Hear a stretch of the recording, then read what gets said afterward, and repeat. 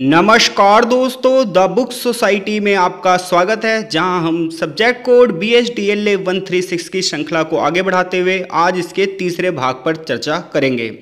इससे पहले इस PDF के भाग 1 में हमने क्वेश्चन नंबर 1 को और क्वेश्चन नंबर 2 को आपके साथ डिस्कस किया था और इसके बाद हमने भाग 2 में क्वेश्चन नंबर 3 और क्वेश्चन नंबर 4 को आपके साथ डिस्कस किया था।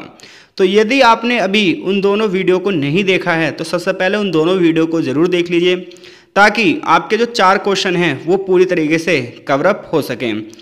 सब्जेक्ट कोड BSDLA 136 की प्लेलिस्ट में वो दोनों वीडियो आपको मिल जाएंगी और अगर तब भी नहीं मिलती हैं तो आप टेलीग्राम ग्रुप में हमारे ऐड हो सकते हैं, मैं वहाँ पर लिंक शेयर कर दूँगा। और अगर आपको ये PDF चाहिए तो आप हमारे को व्हाट्सएप पे कांटेक्ट कर सकते हो जहाँ आपको ये PDF मिल जाएगी। आज की जो हमारी क्लास है वो यहाँ से शुरू होगी जहाँ हम क्वेश्चन नंबर 5 को आपके साथ डिस्कस करेंगे।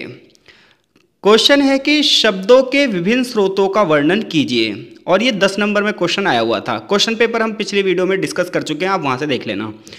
तो क्वेश्चन है शब्दों के विभिन्न स्रोत, यानी कि जो हम हिंदी भाषा में शब्दों का प्रयोग करते हैं ये शब्द कहाँ से लिए गए हैं।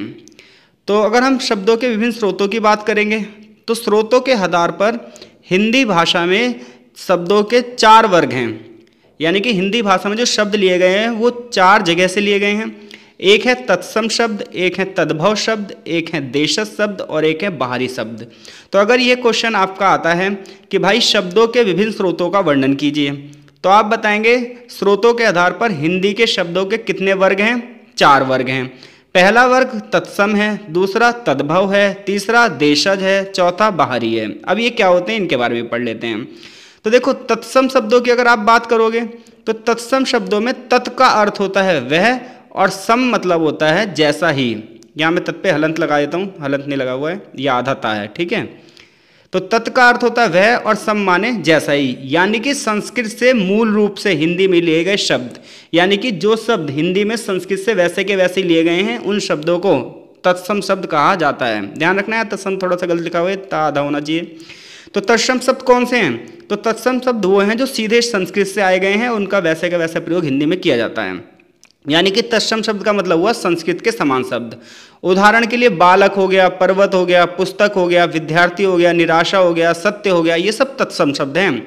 तो कोई आपसे पूछे भाई तत्सम शब्द क्या होते हैं, तो आप बोलोगे तत्सम शब्द वो होते हैं जो संस्कृत से डायरेक्ट हिंदी में यूज़ किए जा रहे हैं, ये शब्द सीधे संस्कृत से आए हैं। उदाहरण के लिए बालक, पर्वत, पुस्तक, विद्यार्थी, निराशा, सत्य, ये सब तत्सम शब्द हैं। लेकिन एक चीज़ को यहाँ ध्यान रखना आप, हिंदी में जो सारे तत्सम शब्द हैं वो वैसे के वैसे यूज़ नहीं किए जाते जैसे संस्कृत में यूज़ किए जाते हैं। जैसे अगर आप संस्कृत में बालक शब्द को पढ़ोगे तो उसमें पीछे विसर्ग लगा होगा, लेकिन जब हिंदी की बात करोगे तो हिंदी में डायरेक्ट क्या लिखा होगा, बालक लिखा होगा। यानी कि संस्कृत से जो हिंदी में लिए गए हैं शब्द वो तत्सम शब्द कहलाते हैं, लेकिन उनको वैसे के वैसा नहीं लिखा जाता जैसे संस्कृत में लिखा जाता है। फॉर एग्जाम्पल मैंने अभी बताया आपको, संस्कृत में जब आप बालक का लिखोगे तो इसमें ना विसर्ग लगा होगा, बट हिंदी में जब आप बालक लिखोगे तो सिर्फ बालक लिखोगे, विसर्ग नहीं लगाओगे। तो मैं ये मान के चल रहा हूँ तत्सम शब्द आपको समझ में आ गए हैं। तो तत्सम का मतलब क्या होता है? तत्सम का मतलब वे शब्द जो सीधे संस्कृत से लिए गए हैं, मूल रूप से हिंदी में प्रयोग किया जा रहा है उनका। उदाहरण के लिए बालक हो गया, पर्वत हो गया, पुस्तक हो गया, विद्यार्थी हो गया, निराशा, सत्य, ये सब क्या है? तत्सम शब्द हैं। लेकिन ये भी ध्यान रखने वाली बात है कि हिंदी में जितने भी तत्सम शब्द हैं वो वैसे के वैसे नहीं लिए गए हैं, उनमें थोड़ा सा चेंज किया गया है, जैसे कि विसर्ग वगैरह को हटा दिया गया है। अब हम बात कर रहे हैं तद्भव। तद का मतलब है, तत् का मतलब वह और भव का मतलब उत्पन्न, अर्थात वे शब्द जो संस्कृत से हिंदी में रूप परिवर्तन के साथ आए हैं वो तद्भव शब्द कहलाते हैं। यानी कि तद्भव शब्द की बात करोगे हैं तो ये भी संस्कृत मूल के, लेकिन मूल रूप से लिए गए शब्द नहीं हैं, बल्कि हिस्टोरिकल वे में लगातार चेंज होते हुए आए हैं। जैसे कर्म का मतलब होता है काम, इसी प्रकार से हस्त का मतलब होता है हाथ। तो प्राचीन संस्कृत में कर्म शब्द का प्रयोग किया जाता था, फिर लेकिन समय बीतता गया और धीरे धीरे करके उसका शुद्ध रूप काम रूप यूज़ किया जाने लगा। ऐसे ही हस्त के लिए हाथ का प्रयोग किया जाने लगा। तो कोई पूछे भाई तद्भव शब्द क्या है? तद्भव, तो आप बोलोगे तद्भव का मतलब ये है कि उत्पत्ति तो संस्कृत से ही हुई है, लेकिन ओरिजिनली वो शब्द जो है वहाँ के नहीं है, बल्कि हिस्टोरिकल वे में, यानी कि समय बीतता गया और नए नए शब्द हिंदी में जुड़ते चले गए। जैसे कि पहले कर्म शब्द प्रयोग किया जाता था जिसका मतलब होता है काम, आजकल हम काम शब्द प्रयोग करते हैं। ऐसे हस्त वर्ड यूज़ किया जाता था, उसके लिए हाथ शब्द का प्रयोग करते हैं। अब हम बात करते हैं देशज शब्द कौन से हैं। तो देशज शब्द वो हैं जो ओरिजिनली हिंदी के हैं, ये ना तो संस्कृत मूल के हैं और ना ही कहीं से बाहरी हैं, ना ही कोई विदेशी भाषा से लिए गए हैं। ये हिंदी के अपने शब्द हैं। इन शब्दों का प्रयोग उस भाषा के समाज से ही शुरू हुआ है और सही मायने में अगर आप कहोगे हिंदी के जो शब्द हैं वो देशज शब्द ही हैं। कई देशज शब्द जैसे पेड़, लड़का, खिड़की, ये सब क्या है, देशज शब्द हैं। चौथा सोर्स है हिंदी भाषा में शब्दों का बाहरी शब्द। ये बाहरी देशों से लिए गए हैं, जैसे कुछ आर्य परिवार से हैं, भारत के अंदर ही आर्य परिवार से जो शब्द लिए गए हैं, जैसे मराठी भाषा से लिया गया है चालू शब्द, बंगाली भाषा से लिया गया है गल्प शब्द। इसी प्रकार से अन्य भाषाई परिवारों से भी कुछ शब्द लिए गए हैं। द्रविड़ भाषा से एक शब्द लिया गया है मीन, और जो ये मीन शब्द है ये प्राचीन शब्द है, जबकि जो इडली सांभर वर्ड प्रयोग करते हैं ये आधुनिक शब्द है। तो कई भाषाओं से देखो हिंदी में शब्द प्रयोग किए जाते हैं। अगर आप हिंदी बोल रहे हो तो आप इसमें देखोगे कि बहुत सारी संस्कृत से ही वो शब्द लिए गए हैं, द्रविड़ भाषा से भी लिए गए हैं, आर्य भाषा से भी लिए गए हैं, इवन विदेशी भाषाओं से तो हजारों शब्द लिए गए हैं। जैसे आप अंग्रेजी में साइकिल वर्ड यूज़ करते हो, ये इंग्लिश वर्ड है। रेल शब्द यूज़ करते हो, टिकट यूज़ करते हो, स्टैंप यूज़ करते हो, पुलिस यूज़ करते हो, सब विदेशी भाषाओं के शब्द हैं, हिंदी भाषाओं के शब्द नहीं हैं। बट हिंदी एक ऐसी भाषा है जो सबको अपने अंदर समाहित कर लेती है। इसी प्रकार से अरबी भाषा से भी कुछ शब्द लिए गए हिंदी में, जैसे औरत, गुनाह, तकदीर, फरिश्ता, मन्नत, ताबीज़, ये सब अरबी भाषा से लिए गए हैं। फारसी भाषा से भी कुछ शब्द लिए गए जैसे खुदा, खुशामद, जमीन, सरकार, ये सब फारसी भाषा से शब्द लिए गए हैं। जापानी भाषा से रिक्शा लिया गया है, फ्रांसीसी भाषा से कूपन, अंग्रेजी कारतूस लिया गया है। तो अगर एग्जामिनर पूछता है भाई शब्दों के सोर्सेज बताओ, तो तत्सम शब्द हैं, तद्भव शब्द हैं, देशज शब्द हैं और विदेशी भाषाओं से लिए गए शब्द हैं। अब अगला क्वेश्चन है हमारा भाई, वार्तालाप से क्या अभिप्राय है। वार्तालाप चर्चा का विस्तृत विवेचन कीजिए। आते ही आता है भाई ये क्वेश्चन, ध्यान रहे। तो देखो वार्तालाप का मतलब आपको पता ही है। वार्तालाप का मतलब क्या होता है, बातचीत। दो या दो से अधिक व्यक्तियों के बीच में जो संवाद होता है उसे क्या बोलते हैं, वार्तालाप। तो वार्तालाप का अभिप्राय क्या है, दो या अधिक व्यक्तियों के बीच में संवाद हो, चर्चा हो, उसे बोलते हैं वार्तालाप। जिसमें व्यक्ति अपने विचारों को आदान प्रदान करता है, भावनाओं का आदान प्रदान करता है, इंफॉर्मेशंस का आदान प्रदान करता है। तो वार्तालाप एक माध्यम है, यानी कि बातचीत एक माध्यम है जिसके माध्यम से सामाजिक लोग अपने विचारों का आदान प्रदान करते हैं। ये सिर्फ न सामाजिक स्तर पर बल्कि व्यावसायिक स्तर पर भी और व्यक्तिगत स्तर पर भी कम्युनिकेशन का माध्यम है। इसे संवाद की कला भी कहा जाता है। तो कोई आपसे पूछे भाई वार्तालाप क्या है, तो आप बोलोगे दो या दो से अधिक व्यक्तियों के बीच में जब संवाद होता है, चर्चा होती है, उसे वार्तालाप कहते हैं। जिसमें व्यक्ति अपने विचारों को, अपने भावनाओं को और इन्फॉर्मेशंस को एक दूसरे से साझा करता है। और वार्तालाप एक माध्यम है जो सामाजिक, व्यवसायिक और व्यक्तिगत स्तर पर, यानी कि सामाजिक स्तर पर भी, व्यावसायिक स्तर पर भी, व्यक्तिगत स्तर पर भी संचार को सरल बनाता है। इसमें कई तरीके से बातें होती हैं, प्रश्न पूछा जाता है, जवाब दिया जाता है, चीज़ें समझी जाती हैं। अब हम बात कर रहे हैं वार्तालाप की क्या विशेषताएं होती हैं। तो वार्तालाप की पहली विशेषता ये है कि ये दो तरफा प्रक्रिया है। एक तरफ, जैसे आप भाषण दे रहे हो तो वो एक तरफा प्रक्रिया है, लेकिन वार्तालाप कर रहे हो तो दो तरफा प्रक्रिया है, क्योंकि इसमें दोनों पक्ष भाग लेते हैं। आप जिससे बात कर रहे हो वो भी इसमें भाग लेगा, वो भी बोलेगा और आप भी बोलेंगे। जब एक व्यक्ति बोलेगा तो दूसरा सुनेगा और फिर सुनने के बाद वो उसकी प्रतिक्रिया देगा। तो वार्तालाप की पहली विशेषता क्या है, ये भाई दो तरफा प्रक्रिया है। दूसरी बात, वार्तालाप का एक अपना उद्देश्य होता है। तो वार्तालाप का मुख्य उद्देश्य किसी विषय पर होता है जिसे समझना पड़ता है या फिर समस्या का समाधान प्राप्त करना होता है। तीसरी विशेषता है वार्तालाप की कि भाषा को बढ़ावा मिलता है और इमोशंस को समझने में मदद मिलती है। क्योंकि जब आप बातचीत करते हो तो बातचीत में भाषा तो इम्पोर्टेंट होती है, क्योंकि जब मैं किसी से मान लो बात कर रहा हूँ, जो मैं भाषा जानता हूँ वही भाषा सामने वाला जानता है, तभी तो बातचीत हो पाएगी। अगर दोनों अलग अलग भाषाएं जानते हैं फिर कैसे होगा। तो वार्तालाप में भाषा अपनी महत्वपूर्ण भूमिका निभाती है और भाव। तो अगर आप एक बार भाषा अगर आपको नहीं आ रही है तो आप इमोशंस के माध्यम से, भाव भंगिमा के माध्यम से सामने वाले को समझाने की कोशिश करोगे, जिसकी वजह से वार्तालाप प्रभावी हो जाती है। वार्तालाप की अगली विशेषता यह है कि इसमें एक फ्लो बना होता है। वार्तालाप का स्वरूप ऐसा होता है कि यह बिना किसी बाधा के चल सके, विचारों का आदान प्रदान हो सके। क्योंकि अगर वार्तालाप, बातचीत में फ्लो रुक जाएगा तो फिर बातचीत करने का मजा नहीं आएगा। क्योंकि आपको पता ही है कि आप बोले जा रहे हो, सामने वाला आपको रेस्पॉन्स ही नहीं दे रहा, फिर वार्तालाप क्या ही हो पाएगा। तो अगर एग्जाम में पूछता है भाई वार्तालाप क्या है, इसकी विशेषताएं बता दो, तो आप बोलोगे भाई वार्तालाप का मतलब है दो या दो से अधिक व्यक्ति जब संवाद करते हैं, चर्चा करते हैं, तो ये वार्तालाप होती है। वार्तालाप की विशेषता ये है कि ये दो तरफा प्रोसेस है, दोनों पक्ष सक्रिय रूप से भाग लेते हैं। इसका अपनी एक आवश्यकता होती है, अपना उद्देश्य होता है, इसमें भावनाओं का प्रयोग किया जाता है और एक फ्लो बना होता है। अब हमें वार्तालाप कैसे शुरुआत होती है इसके बारे में बताना है, वार्तालाप का विस्तृत प्रचलन। तो सबसे पहले क्या होता है, वार्तालाप में चर्चा की शुरुआत होती है, यानी कोई बंदा चर्चा की शुरुआत करेगा। और वो कैसे करेगा, तो हम किसी से भाई बातचीत शुरू करते हैं तो हाय हेलो से तो करते हैं। तो इसलिए वार्तालाप में सबसे पहले क्या होगा, अभिवादन किया जाएगा, ताकि लोग एक दूसरे के प्रति खुला और सहज बन सकें। प्रारंभ में सब्जेक्ट के बारे में संक्षेप में जानकारी दी जाएगी। यानी कि जब आप किसी से मिलते हैं तो सबसे पहले, अच्छा फ़ोन ही करते हैं आप, तो सबसे पहले क्या बोलते हैं, हाय हेलो, यही तो बात करते हैं आप। तो वार्तालाप की शुरुआत सबसे पहले किससे होती है, एक दूसरे को ग्रीट करने से, यानी कि अभिवादन करने से। फिर सब्जेक्ट पर बात की जाती है, यानी कि मुद्दे की बात की जाती है, किस लिए आप बात कर रहे हो। तो चर्चा के दौरान मुख्य विषय को केंद्र में रखा जाता है ताकि जो हमारी कन्वर्सेशन है वो भटक ना जाए। कई बार लोग क्या करते हैं, सब्जेक्ट से भटक जाते हैं, तो ऐसी कन्वर्सेशन का कोई प्रॉफिट नहीं है, क्योंकि वो लंबे समय तक चलेगी। कन्वर्सेशन में जो फैक्ट्स हैं, जो लॉजिक हैं, तर्क हैं, उनको प्रस्तुत करके हम अपनी कन्वर्सेशन को और ज़्यादा सार्थक बना सकते हैं। तो कन्वर्सेशन की शुरुआत में सबसे पहले क्या होगा, सबसे पहले अभिवादन होगा, यानी कि चर्चा की शुरुआत किससे होगी, अभिवादन से। फिर हम मुद्दे पर आएंगे, यानी कि विषय पर आएंगे। अब इसमें सुनने वालों की भी भूमिका होती है, जैसे कहीं इंटरव्यू वगैरह हो रहा हो, आपने देखा होगा न्यूज़ चैनल्स पे बहुत सारी डिबेट्स होती हैं, तो श्रोताओं की भूमिका भी चर्चा में एक महत्वपूर्ण भूमिका होती है। श्रोता मतलब सुनने वाला, वो सक्रिय रूप से सुनते हैं और अपने विचार प्रस्तुत करते हैं। कुछ लोग क्रिटिसाइज वाले सोच वाले होते हैं, आलोचना करते हैं, कुछ लोग धैर्यपूर्वक सुनते हैं। ये सब एक अच्छी बातचीत का हिस्सा है। चौथी बात यह है कि वार्तालाप में प्रतिक्रिया और समाधान, यानी कि एक बंदा क्रिया कर रहा है तो दूसरा बंदा उसकी प्रतिक्रिया भी तो करे। कोई एक्टिविटी कर रहा है, कोई बंदा बोल रहा है और सामने वाला बंदा कुछ बोल ही नहीं रहा है, फिर कैसे होगा।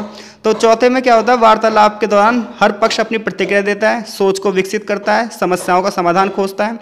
यह वार्तालाप को गहराई से और अर्थ प्रदान करते हैं। और फिर वार्तालाप का अपना एक निष्कर्ष निकलता है जिसमें निर्णय लिया जाता है या दिशा निर्धारण की जाती है। वार्तालाप का महत्व क्या होता है भाई, वार्तालाप का महत्व ये होता है कि इससे सामाजिक जुड़ाव पैदा होता है, लोगों के बीच संबंध मजबूत होते हैं। भाई सिंपल सी बात है, जिनके बीच में आपस में बातचीत होगी वहीं पर तो संबंध मजबूत होंगे, जहाँ बातचीत ही छूट जाती है वहाँ संबंध कैसे ही होंगे। दूसरी बात यह है कि वार्तालाप से ज्ञान का आदान प्रदान होता है। कहाँ पर सहमति बन रही है, कहाँ पर असहमति है, इनका भी समाधान होता है वार्तालाप के माध्यम से। नई नई संभावना का निर्माण भी होता है। तो ऐसे में वार्तालाप एक माध्यम है जिसके माध्यम से विचारों को तो अभिव्यक्त किया ही जाता है, बल्कि सोच, समझ और सामाजिक कौशल का ही विकास होता है।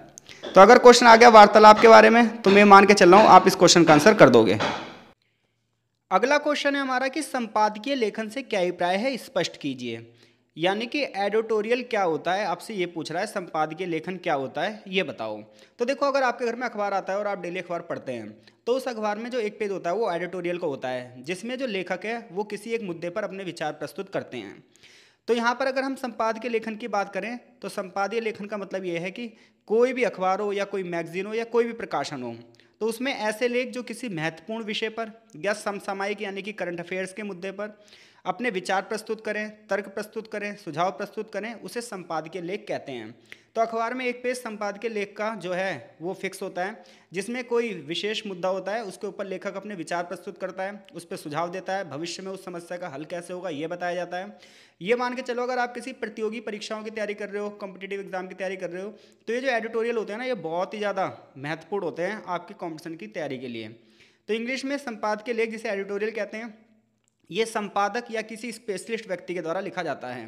इसका उद्देश्य ये होता है कि विषय के प्रति गहरी समझ प्रदान की जाए, लोग उस विषय के प्रति राय बना सकें और जो समस्या है उसका समाधान भी प्रस्तुत किया जा सके।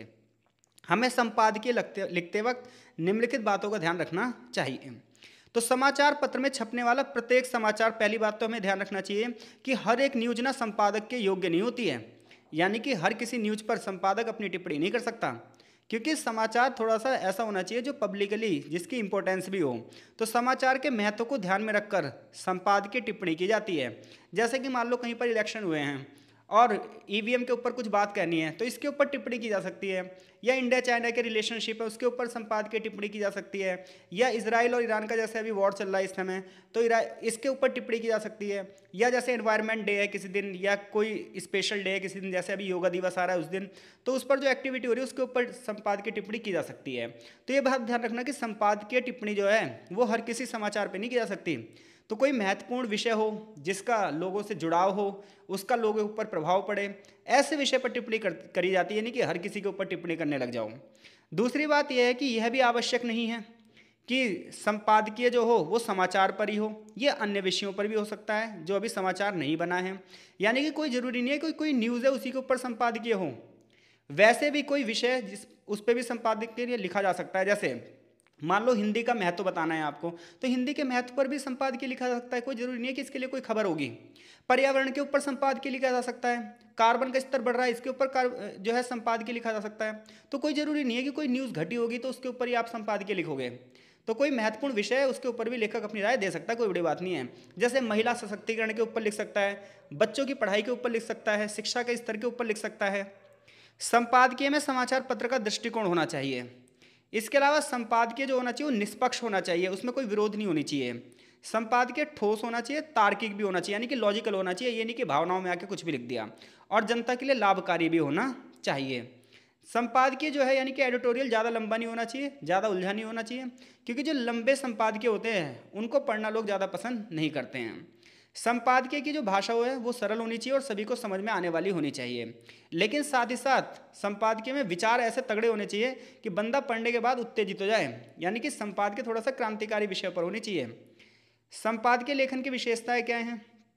तो देखो, जो संपादकीय लेखन की पहली विशेषता ये है कि कोई भी आप संपादकीय लेखन पढ़ोगे तो उसमें ना एक गहराई होगी, ये नहीं कि कोई कहानी की तरह होगा, उसमें एक गहराई होगी जिसे पढ़कर आप चीज़ों को समझ पाएंगे और भविष्य में उसका क्या प्रभाव पड़ेगा ये भी समझ पाओगे। तो संपादकीय लेखन सामान्यतः किसी जटिल मुद्दे पर होता है, महत्वपूर्ण विषय पर गहराई से प्रस्तुत किया जाता है। इसमें लेखक की विचारशीलता और विशेषज्ञ झलकती है, यानी कि हर एक बंदा संपादकीय लिख सकता। तो जो भी मुद्दा होगा वो उस बंदे जो उस चीज़ का स्पेशलिस्ट होगा उसी के ऊपर वो संपादकीय लिख सकता है व्यक्ति। जैसे मान लो एनवायरनमेंट के ऊपर कोई संपादन लिखना है तो ये वही बंदा लिख सकता है जो एनवायरनमेंट का स्पेशलिस्ट हो। इसी तरीके से अगर फॉरेन पॉलिसी के ऊपर लिखना है तो ऐसा बंदा होना चाहिए जिससे विदेशी संबंध की जानकारी हो। ये नहीं कि हर कोई बंदा मुँह उठा के संपादकीय लिख दे, तो ऐसा नहीं हो सकता, क्योंकि इंस्टाग्राम थोड़ी है ये कि कुछ भी लिख दो। संपादकीय की दूसरी विशेषता ये होती है कि इसमें बैलेंस होना चाहिए, निरपेक्षता होनी चाहिए। तो विषय के दोनों पक्षों पर चर्चा करनी चाहिए, यानी कि पॉजिटिव भी और निगेटिव भी, एक तरफा कभी नहीं होता संपादकीय, ध्यान रखना।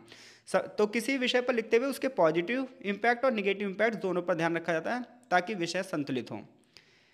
तीसरी बात यह है कि जो विषय हो वो करंट अफेयर से रिलेटेड हो, यानी कि वर्तमान से रिलेटेड हो, वर्तमान की समस्याएं हों, वर्तमान की घटनाएं हों, वर्तमान की विचारधाराएं हों। ये सब क्या है, संपादकीय की विशेषताएं हैं। चौथी बात, संपादकीय थोड़ा सा क्रिएटिव होता है। इसकी जो भाषा होती है, जो शैली होती है, रचनात्मक होती है, जो पाठकों का ध्यान आकर्षित करती है।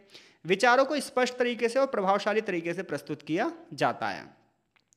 संपादकीय क्यों लिखा जाता है भाई? तो इसका उद्देश्य ये होता है कि समस्याओं का विश्लेषण किया जाता है, प्रॉब्लम्स बताई जाती है, किसी घटना के प्रति, किसी समस्या के प्रति, किसी मुद्दे को विस्तार से समझाया जाता है ताकि जो पढ़ने वाला बंदा है उसे बेहतर तरीके से समझ सके। संपादकीय का दूसरा उद्देश्य ये होता है कि लोग अपनी राय बना सकें और लोग किसी मुद्दे पर अपना सुझाव भी दे सकें, और अगर किसी मुद्दे को क्रिटिसाइज करना है, आलोचना करनी है, तो वो भी की जा सके, जनता को प्रभावित किया जा सके। संपादकीय लेख जो होते हैं वो पढ़ने वाले की सोच को एक नए तरीके से प्रभावित करते हैं ताकि लोग डिसीजन लेने में सक्षम बन सकें। संपादकीय लेखन में किन किन चीज़ों का ध्यान रखा जाता है? तो जब भी कोई एक टॉपिक लिखा जाएगा तो सबसे पहले उसका एक टाइटल होगा, यानी कि एक शीर्षक का ध्यान रखना चाहिए। जितना प्रभावशाली शीर्षक होगा उतना ही प्रभावशाली विषय होगा, क्योंकि बंदा टाइटल देखते ही समझ जाता है कि चीज़ पढ़नी चाहिए या नहीं पढ़नी चाहिए। दूसरी बात क्या है, जब आप संपादकीय लिखोगे तो सबसे पहले आप उसका इंट्रो दोगे। सबसे पहली लाइन में शुरुआत में इंट्रो देना चाहिए, और इंट्रो बहुत अट्रैक्टिव होना चाहिए ताकि बंदा पढ़ते पढ़ते आगे की तरफ भी बढ़ पाए।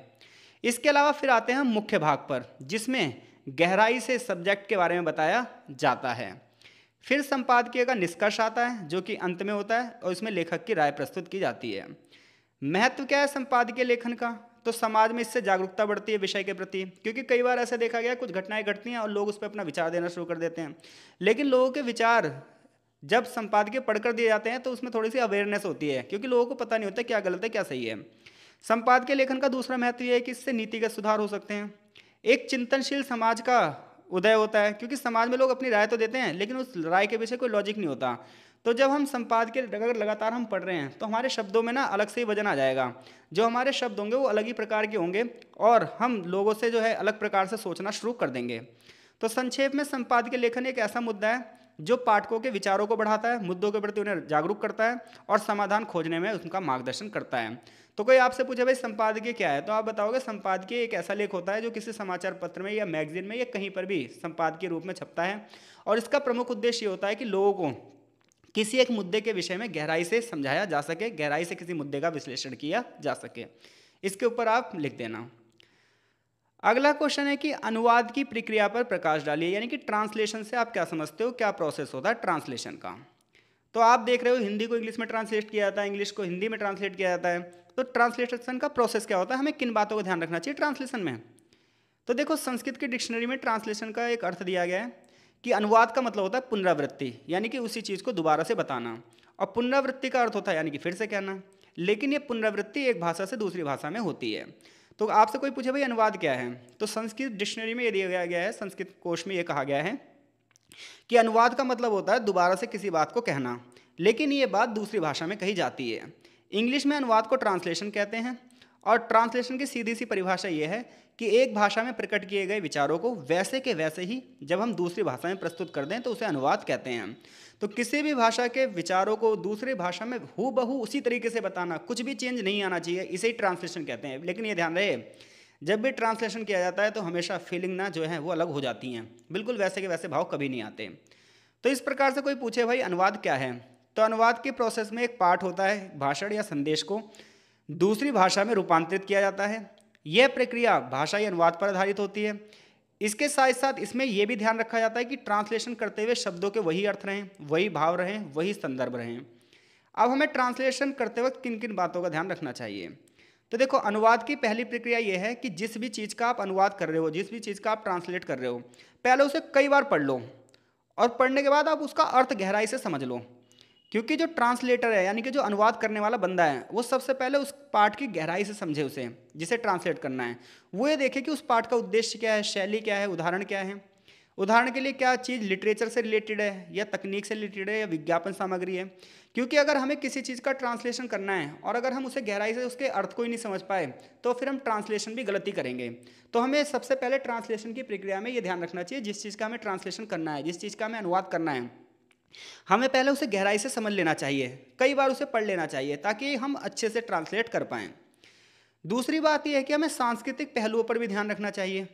तो अनुवाद की प्रक्रिया में सांस्कृतिक और संदर्भ वाले पहलुओं को ध्यान में रखना बहुत ज़्यादा जरूरी है, क्योंकि एक भाषा में एक ही शब्द का अलग अलग अर्थ हो सकता है। तो अनुवादक को तय करना पड़ता है कि भाई सही अर्थ क्या है, भाषा का सही लक्ष्य क्या है, क्योंकि एक ही शब्द है वो किसी और भाषा में कुछ और होगा, किसी और भाषा में कुछ और होगा। तो हमें इन चीज़ का भी ध्यान रखना चाहिए। जब हम ट्रांसलेशन करें तो हम ये देखें कि उस शब्द का प्रयोग आखिर क्यों हुआ है, किस सिचुएशन में हुआ है, और फिर उसी सिचुएशन को हमें अपनी ट्रांसलेशन में रखना होगा। जैसे मान लो हम किसी किताब का ट्रांसलेट कर रहे हैं, तो भाई किसी किताब को हम ट्रांसलेट कर रहे हैं तो हमें देखना पड़ेगा जो उन शब्दों का प्रयोग हुआ है। जैसे कई बार हम ये कहते हैं जो रामायण की किताब है, महाभारत की किताब है, उसमें बहुत सारी चीज़ें गलत लिखी हैं। वो गलत नहीं लिखी, वो सिचुएशन के हिसाब से लिखी हैं। लोग बाग बस समझ नहीं पाते हैं ट्रांसलेट करते हुए, वो कहते हैं ये तो ऐसा लिखा है, इसमें तो ऐसा हो गया, ये कर दिया तुलसीदास जी ने, ऐसा कुछ नहीं है। ट्रांसलेट करते वक्त हमें ना सिचुएशन भी ध्यान में रखनी पड़ती है। दूसरी बात यह है कि हमें ये देखना पड़ता है कि सोर्स से लक्ष्य भाषा में स्थानांतरण, यानी कि जिस भाषा को जिस भाषा में हम स्थानांतरित कर रहे हैं, हमें शब्दों पर ध्यान देना पड़ेगा, वाक्यों पर भी ध्यान देना पड़ेगा और भावों से भी ध्यान रखना पड़ेगा। क्योंकि अगर आप शब्द से शब्द का ट्रांसलेशन कर रहे हैं तो ये कोई ट्रांसलेशन नहीं होता। उस कहानी का विचार भी वैसा का वैसा होना चाहिए, उस कहानी का भाव भी वैसा का वैसा होना चाहिए, तभी हमें लगेगा भाई ट्रांसलेशन बिल्कुल सही है। अगली बात यह है कि जब ट्रांसलेशन छपने जाए यानी कि उसका संपादन किया जाए तो उसे एक बार और पढ़ लेना चाहिए, उसकी पूरी समीक्षा कर लेनी चाहिए ताकि बाद में कोई भी गलती ना हो। गुणवत्ता बनी रहनी चाहिए। अंतिम चरण में क्या है, अनुवाद का सावधानी पूर्वक प्रूफ रीडिंग की जाती है कि कोई गलती तो नहीं रह गई है, कोई त्रुटि तो नहीं हो गई है, कोई गलतफहमी तो नहीं रह गई है, और इस प्रकार से अनुवाद की प्रक्रिया पूरी हो जाती है और फिर उसे भाषा में बांट दिया जाता है। तो अनुवाद की प्रक्रिया सिर्फ भाषा पर निर्भर नहीं है कि आपने इंग्लिश को हिंदी से ट्रांसलेट कर दिया, हिंदी को इंग्लिश से, बल्कि इसमें हमें संस्कृति की समझ होनी चाहिए, शब्दों का ज्ञान होना चाहिए, क्रिएटिवनेस होनी चाहिए, और सबसे बड़ी बात यह है फीलिंग और इमोशंस वैसे के वैसे ही होने चाहिए ट्रांसलेशन में जैसा ओरिजिनली लिखे गए हैं। तो कोई आपसे पूछता है भाई ट्रांसलेशन क्या है, इसका प्रोसेस बताओ, तो आप बता देना भाई ट्रांसलेशन का मतलब ये है कि एक भाषा से दूसरी भाषा में अनुवाद करना ट्रांसलेशन कहलाता है। लेकिन हमें कुछ चीज़ों का ध्यान रखना चाहिए। सबसे पहली बात यह है हमें गहराई से अध्ययन करना चाहिए, सांस्कृतिक पहलुओं की जांच करनी चाहिए। इसके अलावा सिर्फ शब्दों के ट्रांसलेशन पर ध्यान नहीं देना चाहिए, बल्कि फीलिंग इमोशंस को भी ध्यान में रखना चाहिए, परिस्थितियों का भी ध्यान में रखना चाहिए, और शब्दों के अर्थ की गहराई से समझ होनी चाहिए। अब हम अगले क्वेश्चन की ओर बढ़ रहे हैं। हमारा अगला क्वेश्चन है, भाई ये क्वेश्चन बहुत इंपॉर्टेंट है, कई बार पेपर में आया है ये क्वेश्चन, कि तार्किक लेखन की प्रक्रिया को उदाहरण से स्पष्ट कीजिए। ये देखो, एक तो होता है लिखना, हर कोई लिख देता है, एक होता है तार्किक लेखन, यानी कि एक ऐसा लेखन जिसके पीछे कुछ तर्क भी हो, जिसके पीछे कुछ बात भी हो, कुछ एविडेंस भी हो। तो एक तर्क होता है कि एक तो ऐसा होता है कि भाव में आके लिख देता बंदा, उसके आगे पीछे सिर पैर कुछ होता ही नहीं है। लेकिन एक लेख ऐसा होता है जिसमें तर्क होते हैं, जिसके पीछे एविडेंस दिए जाते हैं, फैक्ट दिए जाते हैं, प्रूफ किया जाता है कि ये बात बिल्कुल सही है। तो कोई आपसे पूछे भाई तार्किक लेखन क्या है, तो तार्किक लेखन वो है जो तर्क को कसौटी बनाकर लिखा जाता है, जिसका कार्य कारण से संबंध हो। तार्किक लेखन की प्रक्रिया क्या है, तो तार्किक लेखन की प्रक्रिया में सबसे पहले विषय का चुनाव किया जाता है। उदाहरण के लिए अगर हमें इतिहास पर लिखना है तो हमें उसके लिए तर्क भी इतिहास से प्राप्त करने होंगे, हमें ऐतिहासिक ग्रंथों से उसे प्रूफ करना होगा। जैसे मैं अब कहूँ भाई कि हड़प्पा सभ्यता जो है वो भारतीय सभ्यता है, तो इसके लिए मुझे ग्रंथों पे जाना होगा या अभिलेखों का अध्ययन करना होगा। अभिलेख जो प्राचीन काल में दीवारों पर, औजारों पर या किसी भी ठोस चीज़ों पर लिखे होते थे उन्हें अभिलेख कहा जाता था। स्रोतों का अध्ययन करना होगा। जैसे मैं बोलूँ कि मुगल काल जो था उसमें बड़े पैमाने पर अत्याचार किए जाते थे, तो मैं ये तो बात हो गई भावनाओं में। अगर मुझे लॉजिकली से प्रूफ करनी है तो मुझे है ना कुछ घटनाएं बतानी पड़ेंगी कि हाँ भाई ये चीज़ें ऐसी हुई थी, तो हम कह सकते हैं। यानी कि हम किसी साम्राज्य को महान जब कहेंगे जब हमारे पास फैक्ट होंगे, हम किसी समाज को बेकार भी जब ही कहेंगे जब हमारे पास फैक्ट होंगे। तो सबसे पहली बात यह है कि तार्किक लेखन में हमें विषय वस्तु का चयन करना होगा कि हम जिस चीज़ पर लिख रहे हैं हमारे पास फैक्ट भी उसी चीज़ से रिलेटेड होने चाहिए। यानी कि इतिहास पर लिख रहे हैं, फैक्ट इकोनॉमी के हैं। जब विषय वस्तु का चुनाव हो जाए कि आप किस विषय पर लिख रहे हो, तो फिर आपको ना एक स्ट्रक्चर बनाना चाहिए कि हम क्या क्या चीज़ें इसमें यूज़ करेंगे। जो भी आप स्टेटमेंट दोगे उस स्टेटमेंट के एविडेंस दोगे। लेखन में अपने उद्देश्य को पूरा करने के लिए हमें कथन के समर्थन में कुछ तर्क देने होंगे, कुछ उदाहरण देने होंगे, तभी लोग उन चीज़ों पर विश्वास करेंगे। उदाहरण के लिए अगर आप ये कह रहे हो कि अंग्रेजों ने भारत को लूटा, तो फिर आपको ना कुछ सबूत देने पड़ेंगे, कुछ आंकड़े देने पड़ेंगे कि ग्रामीण व्यवस्था की कैसे बर्बादी हुई, कृषि पर क्या प्रभाव पड़ा, उद्योगों पर क्या प्रभाव पड़ा। तब आप प्रूफ कर पाओगे कि अंग्रेजों ने भारत को लूटा है। सबसे बड़ी बात यह है कि तार्किक लेखन में उदाहरण का अपना बड़ा महत्व होता है, क्योंकि उदाहरणों के माध्यम से भी आप सिद्ध करते हो कि चीज़ प्रमाणिक है या नहीं है। क्योंकि किसी भी बात के पीछे तर्क देना बहुत ज़्यादा जरूरी है। जैसे कोई बंदा कह रहा है भाई ये काम हो रहा है, आप कहो भाई बताओ कैसे हो रहा है, अब वो बता ही ना पाए तो फिर वो लॉजिकली नहीं है। बहुत सारे लोग क्या करते हैं, सड़कों पर खड़े हो जाते हैं आंदोलन करने। उनसे पूछो क्यों आंदोलन कर रहे हो, जी पता ही नहीं है, हमें तो उनने बुला दिया। भाई तर्क भी तो होना चाहिए, कुछ लॉजिक भी तो होना चाहिए। तो दुनिया में 90% लोग ऐसे काम करते हैं जिसके पीछे कुछ लॉजिक ही नहीं है। तो तार्किक लेखन एक ऐसा लेखन होता है जिसमें हम प्रूफ करते हैं कि बात क्या है, सत्य है। तो अगर ये क्वेश्चन आया तो मैं आशा करता हूँ आप कर दोगे। 10वां क्वेश्चन है भाई, रचना करते समय हमें किन किन बातों का ध्यान रखना जरूरी है। यानी कि अगर हम कोई चीज़ की रचना कर रहे हैं, कुछ लिख रहे हैं, तो लिखते समय हमें किन किन बातों का ध्यान रखना चाहिए। तो देखो लगभग सभी क्वेश्चन एक जैसे हैं। अगर आप 10 से 12 क्वेश्चन बढ़िया तरीके से कर ले रहे हो तो ये मान के चलो कि आप कोई से भी साल का क्वेश्चन पेपर हो आप उसे आराम से लपेट दोगे। अगर आपको ये PDF चाहिए तो आप मुझसे व्हाट्सएप पे जुड़ सकते हो, वहाँ से मुझसे PDF ले सकते हो। तो देखो आप कोई चीज़ लिख रहे हो तो वो रचना है। रचना जब भी प्रभावी हो सकती है जब उसकी तैयारी सावधानी से की गई हो, तरीके से की गई हो, उसका अपना एक टाइटल हो। तो एक रचना में लेखक द्वारा अनुच्छेदों का बंटवारा किया जाता है। यानी कि जब एक रचना तैयार की जाती है, आप एक पैराग्राफ, एक निबंध लिख रहे हो, तो उस निबंध को अलग अलग अनुच्छेदों में सबसे पहले बांटा जाता है। क्योंकि अनुच्छेदों का बड़ा महत्व होता है एक रचना में। क्योंकि बंदा एक पैरा पढ़ के दूसरे पैरा पे जब भी जाएगा जब उसे इंटरेस्ट आएगा। तो ऐसे में ना जो हमारे पैराग्राफ बनेंगे, पैराग्राफ मतलब अनुच्छेद जो बनेंगे, वो बिल्कुल टाइटल से जुड़े होने चाहिए। यानी कि टाइटल तो कुछ और है और अनुच्छेद में कुछ और लिखा है। दूसरी बात यह है कि पैराग्राफ उतना ही बड़ा होना चाहिए, यानी कि एक अनुच्छेद उतना ही बड़ा होना चाहिए जितने में उसके चिंतन की चर्चा की गई हो। जहाँ से दूसरी बात शुरू हो वहीं से पैराग्राफ हमें क्या कर देना चाहिए, ब्रेक कर देना चाहिए। तो यानी कि कोई भी आप रचना कर रहे हो तो रचना में सबसे ज़्यादा महत्व किसका है, अनुच्छेदों का। अनुच्छेद मतलब पैराग्राफ। अब किसी पैराग्राफ को आप लिख रहे हो तो लिखते समय ध्यान रहे कि वो टाइटल से हमारा जुड़ा हुआ होना चाहिए। दूसरी बात, पैराग्राफ ज़्यादा बड़े नहीं होने चाहिए। तीसरी बात यह है कि एक पैराग्राफ में एक ही मुद्दे पर बात करनी चाहिए और जब आपको लगे बात दूसरी हो रही है तो वहीं से पैराग्राफ चेंज कर देना चाहिए।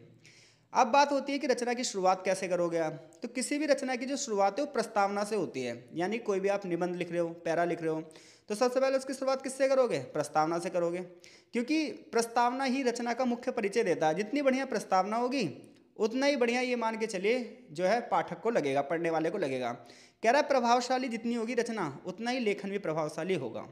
अब इंट्रो लिखने के बाद आप विषय के बारे में बताओगे। यानी कि पहले अनुच्छेद में किसके बारे में लिखोगे, इंट्रो के बारे में। उसके ऊपर फिर जिस चीज़ के ऊपर आप लिख रहे हो उस विषय का विस्तार बताओगे। उसके बाद रचना का अंत करोगे और फिर निष्कर्ष दोगे। तो इस प्रकार से एक रचना तय की जाती है। तो पेपर जो 3 भागों में आएगा। पहले भाग में 4 क्वेश्चन होंगे जो लॉन्ग क्वेश्चन होंगे। दूसरे भाग में आपके पास 10-10 नंबर के 6 क्वेश्चन होंगे जिसमें से आपको 4 क्वेश्चन करने होंगे। अब खंड गा है जिसमें आपको 4 टॉपिक दिए जाएंगे, उस पर आपको टिप्पणी करनी है। क्वेश्चन पेपर में आप देख सकते हो, क्वेश्चन पेपर ऑलरेडी मैंने अटैच कर दिया है। तो सबसे पहला जो टॉपिक है जिस पर हमें टिप्पणी करनी है वो है मुहावरे। हिंदी में आपने मुहावरों के बारे में बहुत सुना होगा कि भाई मुहावरे जो होते हैं वो भाषा को प्रभावशाली बनाते हैं, भाषा को रोचक बनाते हैं। ये शब्द अर्थ अलग विशेष प्रकार के होते हैं जिसमें लोग जोरदार तरीके से अपनी बात कहना चाहते हैं। जैसे आपने सुना होगा, नाच ना जाने आंगन टेढ़ा, मतलब काम आता नहीं है, दूसरों में नुस्ख निकाल रहा है बंदा। तो मुहावरे भाषा को प्रभावशाली बनाते हैं, भाषा को रोचक बनाते हैं, शब्दों के विशेष अर्थ होते हैं। मुहावरों की विशेषताएं क्या होती हैं? मुहावरों की विशेषता ये होती है कि इनके अर्थों में गहराई होती है। मुहावरों में जो शब्द का अर्थ होता है वो स्थितियों से अलग होता है, बहुत गहराई पूर्वक होता है। जैसे आप किसी से कहो आसमान से तारे तोड़ना, तो इसका मतलब होता है असंभव कार्य करना। आप किसी से कह रहे हो ऊँट के मुंह में जीरा, तो इसका मतलब ये है कि बहुत थोड़ा सा है, बहुत अपर्याप्त है। तो मुहावरों की सबसे पहली विशेषता ये है कि इसे हर कोई बंदा नहीं समझ सकता। जिसे अर्थ की गहराई के बारे में पता है वही मुहावरे समझ सकता है। दूसरी बात ये होती है मुहावरों की, ये ना क्रिएटिविटी वाले होते हैं, रचनात्मकता होती है इनके अंदर। ये भाषा को सुंदर बनाते हैं, प्रभावशाली बनाते हैं, भाषा को आकर्षक बनाते हैं। हर संस्कृति के अपने अलग अलग मुहावरे होते हैं, एक ही मुहावरे हर जगह नहीं चलते। हर संस्कृति हर स्थान में अलग अलग मुहावरे चलते हैं। मुहावरों के माध्यम से संदेश दिया जाता है, गहरी बात छुपाता है बंदा। उदाहरण के लिए जैसे नाक काटना का मतलब क्या होता है? बदनामी करना। हाथ मलना का मतलब क्या होता है? पछतावा करना। आंखें दिखाने का मतलब क्या होता है? गुस्सा करना। तो मुहावरे का अगर हम सही प्रयोग करें, सटीक प्रयोग करें, तो हमारी भाषा संबंधी जो कौशल है वो बहुत बढ़ता है। तो अगर क्वेश्चन आ जाए भाई मुहावरों पर टिप्पणी करो, तो मैं ये आशा करता हूँ आप ये क्वेश्चन भी कर दोगे। अगला क्वेश्चन है भाई औपचारिक पत्रों पर टिप्पणी करो। तो औपचारिक पत्र क्या होते हैं? अनौपचारिक पत्रों पर टिप्पणी करनी है। तो देखो, पत्र 2 प्रकार के होते हैं, एक औपचारिक और एक अनौपचारिक। औपचारिक पत्र वो होते हैं जो हम ऑफिशियली वे में यूज़ करते हैं, सगे संबंधियों को नहीं लिखे जाते ये पत्र। जबकि जो अनौपचारिक पत्र होते हैं ये अपने सगे संबंधियों पर, माता पिता दोस्तों पर लिखे जाते हैं। तो अनौपचारिक पत्र कैसे होते हैं? व्यक्तिगत पत्र होते हैं, परिवार के सदस्यों को लिखे जाते हैं, मित्रों की बातचीत होती है इसमें निजीपन होता है, भाषा का कोई नियम नहीं होता इसमें समाचार दिया जाता है, कोई अपनी भावनाओं को व्यक्त किया जाता है, उपदेश भी दिए जाते हैं, शिकायतें भी की जाती हैं। अनौपचारिक पत्र लिखा कैसे जाता है? तो अनौपचारिक पत्र में सबसे पहले पता लिखा जाता है, ये सबसे दाईं ओर लिखा जाता है, फिर अपना एड्रेस लिखा जाता है, फिर संबोधन लिखा जाता है। जैसे माता पिता को मान लो आप पत्र लिख रहे हो, तो क्या करोगे? आदरणीय माता जी, आदरणीय पिताजी, सादर चरण स्पर्श, ऐसे करके शुरू करोगे। अभिवादन के लिए नमस्कार, प्रणाम, स्नेह, शुभ, आशीर्वाद, ऐसे शब्दों का प्रयोग किया जाता है। पत्र के आरंभ में कुशलता का समाचार पूछा जाता है। जब भी कभी अपने माता पिता को या दोस्तों को पत्र लिखा जाता है तो उसमें सबसे पहले क्या कहा जाता है कि आशा है आप लोग कुशल मंगल होंगे, मैं भी ठीक हूँ, आपका पत्र मिलकर मुझे बहुत अच्छा लगा, इस तारीख को मैं आऊँगा। तो इस तरीके से जो है इसमें कुशलता का व्यवहार लिखा जाता है। पत्र के अंत में लिखने वाला व्यक्ति अपने हस्ताक्षर करता है ताकि ये पुष्टि की जा सके कि उसी बंदे ने पत्र लिखा है। तो अनौपचारिक पत्र अगर आया तो इसके ऊपर आप टिप्पणी कर दोगे। मैं आशा कर रहा हूँ चीज़ें आपको बहुत ही अच्छे से समझ में आ रही हैं। कल आपका पेपर भी है, ठीक है। बहुत बहुत आपको शुभकामनाएं आपके पेपर के लिए। अगला टॉपिक है भाई भाव पल्लवन क्या होता है? बहुत इंपॉर्टेंट टॉपिक है भाई ये भाव पल्लवन। तो भाव पल्लवन का मतलब क्या होता है कि बहुत ही कम शब्दों में अपने विचार प्रस्तुत कर देना। तो भाव पल्लवन का मतलब क्या है? बहुत कम शब्दों में अपने विचारों को प्रस्तुत करना, अति संक्षिप्त रूप से विचारों को प्रस्तुत करना। कह रहा है जो महान लेखक होते हैं वो अपनी बात को बहुत छोटे रूप में कह देते हैं, समझने वाला समझे, नहीं तो उन्हें कोई दिक्कत नहीं है। तो ऐसे भाव को विस्तार से समझने को पल्लवन कहा जाता है। तो जो बड़े बड़े कवि होते हैं, बड़े बड़े महान लेखक होते हैं, बड़े बड़े लोग होते हैं, ये अपने जो शब्दों का प्रयोग करते हैं वो बहुत गहराई भरे शब्दों का प्रयोग करते हैं। ये कम शब्दों में बहुत बड़ी बात कह जाते हैं, और जब इन भावों को हम समझते हैं तो इसे पल्लवन कहा जाता है। हिंदी में बहुत सारी कहावतें हैं, बहुत सारी सूक्तियाँ हैं जो आसानी से समझ में नहीं आते। तो जब हम इनका अर्थ समझते हैं तो इसे भाव पल्लवन कहा जाता है। यानी कि सिंपल सी बात है, किसी बात को पूरी तरीके से स्पष्ट करना भाव पल्लवन कहलाता है। अब पल्लवन के नियम क्या होते हैं? तो सबसे पहली बात यह है कि जिस चीज़ के हम भाव समझा रहे हैं हमें उसके बारे में अच्छे से चिंतन करना चाहिए, और पहले हमें खुद समझना चाहिए, तभी हम दूसरों को समझा सकते हैं। इसके अलावा ये भी ध्यान रखना है हमें, जब भी कोई बंदा कोई बात कहता है तो उसमें 2 चीज़ें होती हैं, एक उसका मेन टारगेट होता है और दूसरा होता है सब टारगेट। सब टारगेट को हिंदी में बोलते हैं गौड़ भाव। भाव पल्लवन की भाषा सरल और स्पष्ट होनी चाहिए ताकि बंदा समझ पाए। मूल भाव का विस्तार करते समय उदाहरण भी देना चाहिए। पल्लवन को लिखने के बाद 1-2 बार पढ़ लेना चाहिए ताकि भाषा विषय कोई दोष न रह जाए। तो कोई आपसे पूछे भाई कि भाषा में पल्लवन क्या होता है, भाव पल्लवन क्या होता है, तो आप ये बोलोगे कि किसी संक्षिप्त विचार को बहुत अच्छे से व्याख्या करना भाव पल्लवन कहलाता है। अक्सर जो महान लेखक होते हैं वो छोटी छोटी बातों में बड़ी बातें कह जाते हैं। फिर कोई एक व्यक्ति होता है जो उन बातों का अर्थ समझाता है, तो जो अर्थ समझाया जाता है इसे पल्लवन कहते हैं। पल्लवन का नियम यह है कि जो भी सूक्ति या जिस भी कथन का विचार प्रकट किया जा रहा है, पहले उसे गहराई से समझ लेना चाहिए, उसके विशेष भावों पर ध्यान देना चाहिए। जब उसे समझाया जाए तो भाषा सरल होनी चाहिए और मूल भाव का विस्तार करना चाहिए। एक दो बार पढ़ लेना चाहिए ताकि भाषा से संबंधित कोई भेदभाव ना हो। और लास्ट टॉपिक है भैया, प्रभावी लेखन क्या होता है। तो लगभग एक जैसे ही सारा मुद्दा आप समझ रहे होंगे। तो प्रभावी लेखन वह लेखन होता है जो पाठक को उस रचना के पढ़ने के बाद जीवन तथा समस्याओं के नई दृष्टि से देखने की दृष्टि प्रदान कर सके। जैसे भाई मान लो आप कोई किताब पढ़ रहे हो, उस किताब को पढ़ने के बाद आपके जीवन में चेंज ही नहीं आया तो किताब प्रभावी थी नहीं, या फिर आपने प्रभावी तरीके से उसे पढ़ा नहीं। अगर आप महान लेखक मुंशी प्रेमचंद जी की किताबें पढ़ लो और आप अगर राजनीति के बारे में नहीं समझ पाए, समाज के बारे में नहीं समझ पाए, आप अपने जीवन में परिवर्तन नहीं ला पाए, तो फिर आपने ना तो ढंग से उसे पढ़ ही नहीं पाए, क्योंकि लेखक जो हैं उन्होंने तो प्रभावी लिखा है, आप नहीं समझ पाए, आपकी दिक्कत है।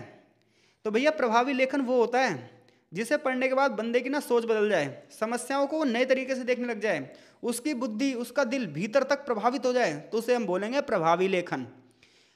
अब प्रभावी लेखन के लिए आपको क्या क्या चाहिए। तो प्रभावी लेखन के लिए सबसे पहले आपका भाषा पर अधिकार होना चाहिए, क्योंकि आप जिस भाषा में लिख रहे हो उस भाषा का पूरा ज्ञान ही नहीं है तो आप प्रभावी लेखन क्या ही कर पाओगे। तो प्रभावी लेखन करते समय भाषा पर अधिकार होना चाहिए, भाषा की गहराई से समझ होनी चाहिए, शब्दों का गहराई से अर्थ पता होना चाहिए, किस सिचुएशन में किस शब्द का प्रयोग करना है ये पता होना चाहिए। शब्दावली, जितना ज़्यादा शब्दों का भंडार होगा उतना ही प्रभावी लेखन होगा। एक लेखक के पास अगर शब्दों की कमी हो जाए तो फिर वो लिख नहीं पाएगा, तो इसलिए लगातार उसे शब्दों के नए नए भंडारों का अपने अंदर समायोजन करना चाहिए।